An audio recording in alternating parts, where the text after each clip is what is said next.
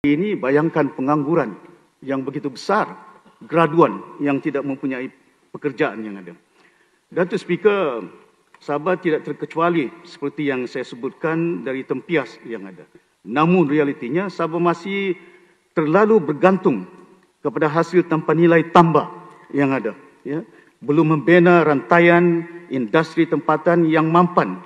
Kita tidak melabur cukup dalam pendidikan teknikal, infrastruktur dan luar bandar dan pertanian yang ada. Ketika dunia menyelesaikan dasar untuk melindungi rakyat dan ekonomi mereka, Sabah masih menunggu bantuan. Kita tidak menggubal plan tindakan jangka panjang untuk berdepan dengan dunia yang semakin mencabar ini. Anak muda masih menganggur, graduan berhijrah keluar, hampir beratus ribu anak-anak Sabah yang terpaksa mencari peluang pekerjaan mereka di Semenanjung, di Singapura, di Hong Kong. Dan ini yang membabitkan kadang-kadang saya terpanggil melihat bermata sedihnya anak-anak ini yang mempunyai kebolehan, kemahiran mereka. But we don't tap them, ya, yang sedia ada.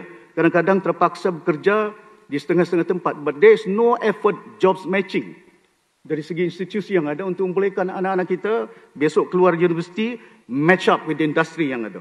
Ya? Dan bukan hanya daripada luar, tenaga luar yang ada.